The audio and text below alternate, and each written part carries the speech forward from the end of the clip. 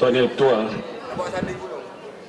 pertamanya saya mengucapkan ribuan terima kasih kepada semua ahli Muhammad daripada semua parti-parti yang ada dalam Dewan ini yang telah pun bangun untuk membahaskan dengan begitu panjang lebar serta menyokong usul yang telah pun dibawa oleh Yang Berhormat Perdana Menteri. Saya tidak mendengar seorang pun daripada ahli Yang Berhormat yang tidak bersetuju dengan usul yang telah pun dibentangkan ini.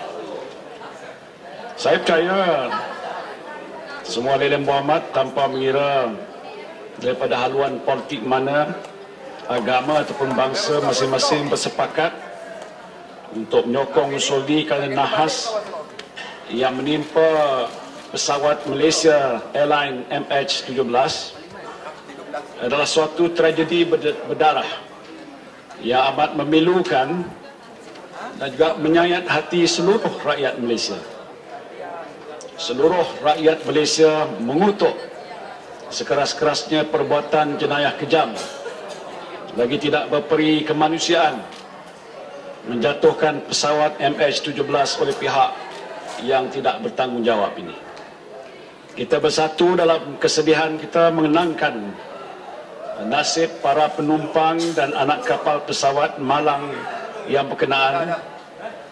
Dan di saat yang penuh hiba dan pilu ini, dalam bulan Ramadan Al-Mubarak ini, ingatan kita semestinya bersama-sama dengan keluarga dan rakan taulan mangsa yang telah pun kehilangan insan yang tersayang ini.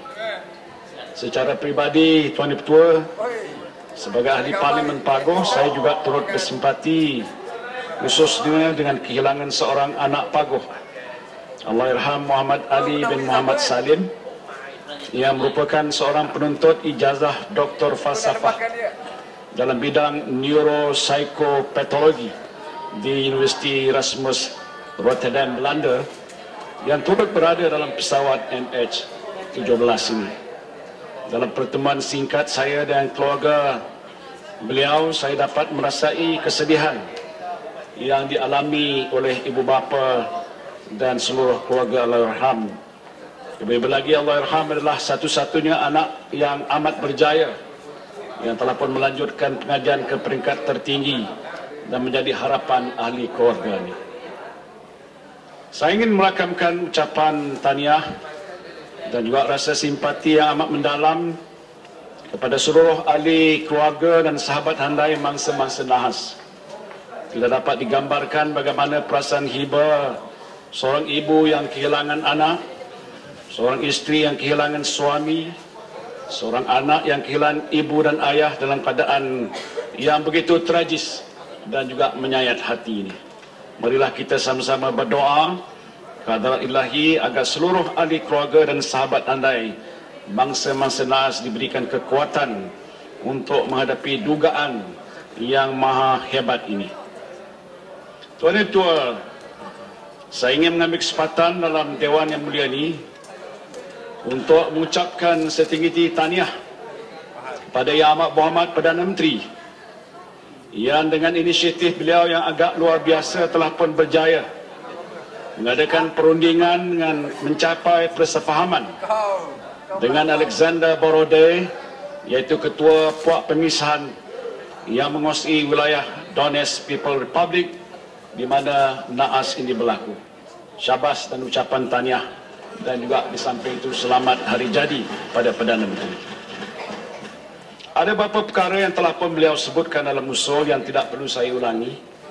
Saya cuma ingin memberikan laporan yang terkini berhubung dengan beberapa perkara yang saya fikir telah pun disebut oleh semua ahli Yang Berhormat dan menjadi perhatian rakyat, iaitu tentang pertamanya keadaan jenazah ataupun mayat mangsa yang berada di tempat kejadian naas ini di Torres, dan atas dasar persefahaman yang telah pun dicapai oleh Yang Amat Berhormat dengan pihak yang terlibat, iaitu Puak Pemisah, 282 jenayah mangsa yang berada di Torres telah pun dipindahkan ke Kharkiv, iaitu melalui kereta api dengan diiringi oleh 6 wakil daripada pasukan penyelamat Malaysia.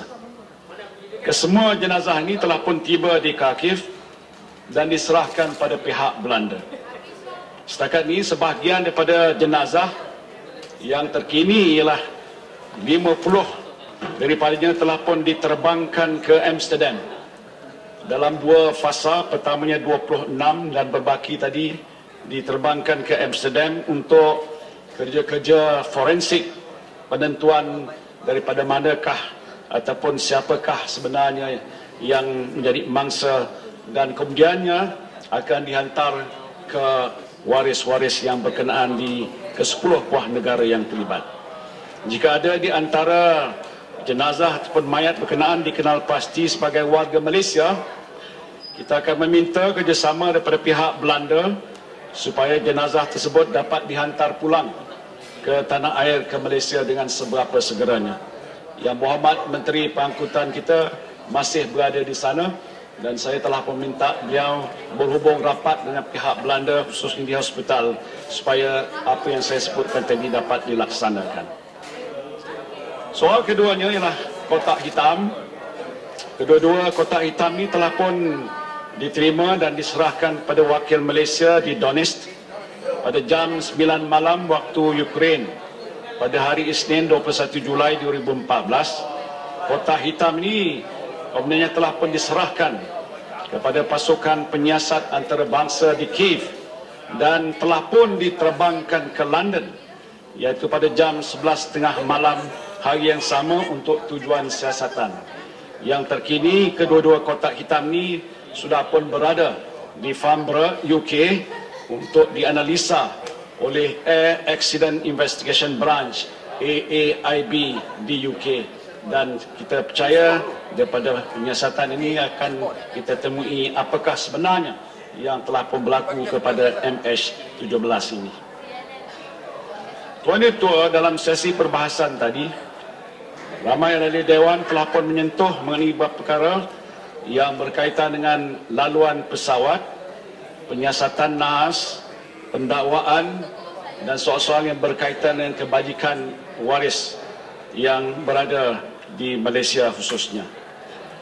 Mengenai laluan pesawat, perkara ini telah pun dinyatakan oleh Yang Amat Berhormat Perdana Menteri ketika membesarkan usul, walaupun ada pihak Yang Berhormat telah pun memberikan pandangan tentang apakah perlu ia diputuskan oleh pihak juruterbang untuk menentukan bahawa laluan itu selamat, maka laluan pesawat MH17 telah pun diperakui selamat dan diluluskan oleh International Civil Aviation Organization ICAO, Persatuan Pengangkutan Udara Antarabangsa IATA, yang juga telah pun menyatakan ruang udara yang dilintasi oleh pesawat itu adalah ruang udara yang selamat.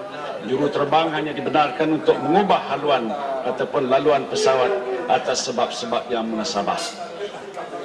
Tindakan menembak jatuh pesawat udara awam ini adalah sebenarnya bagaimana yang kita ketahui suatu jenayah hina yang kejam lagi zalim. Oleh itu kerajaan berpendidikan bahawa jenayah yang dilakukan terhadap MH17 ini merupakan jenayah berat dan menuntut pembelaan di peringkat antarabangsa. Setiap usaha akan diambil untuk memastikan pihak yang bertanggungjawab dihadapkan ke muka pengadilan, sama ada di peringkat domestik masing-masing negara yang berkenaan maupun di peringkat antarabangsa. Asas bagi sebarang tindakan tersebut adalah bukti yang kukuh yang boleh dipercayai. Dan oleh itu tindakan yang patut diutamakan adalah siasatan yang menyeluruh atas semua aspek dan juga pengumpulan segala bukti yang ada. Dan untuk tujuan ini Malaysia akan bekerjasama dengan pasukan penyiasat antarabangsa untuk mengenal pasti punca naas dan juga mengumpul bukti jenayah yang berkaitan dengan naas ini.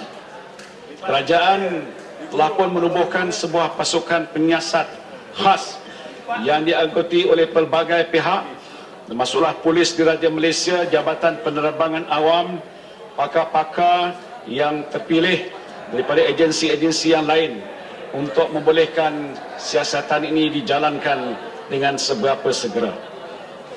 Malaysia sedar akan hakikat bahawa pihak berkuasa Malaysia tidak mempunyai bidang kuasa untuk menjalankan siasatan ataupun tangkapan di mana-mana negara yang lain.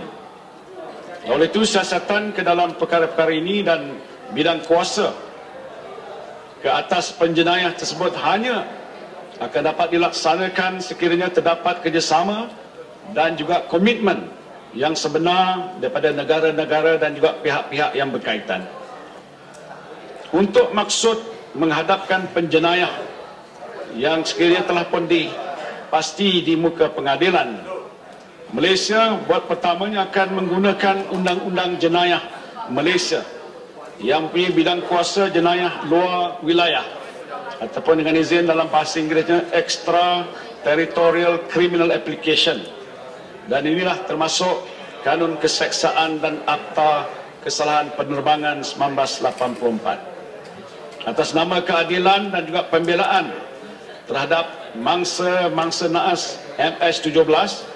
Sekiranya benar bahawa pesawat ini telah ditembak jatuh, Malaysia juga mendesak agar pihak yang bertanggungjawab melakukan jenayah kemanusiaan paling hina ini dibawa ke muka pengadilan dengan segera dan dijatuhi seberat-berat hukuman.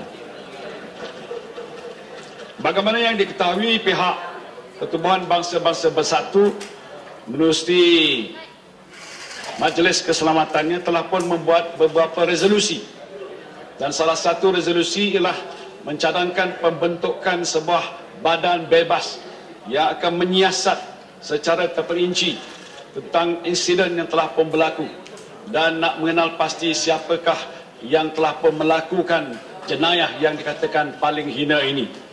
Dan oleh sebab itu, Malaysia mendesak supaya inisiatif ini diteruskan.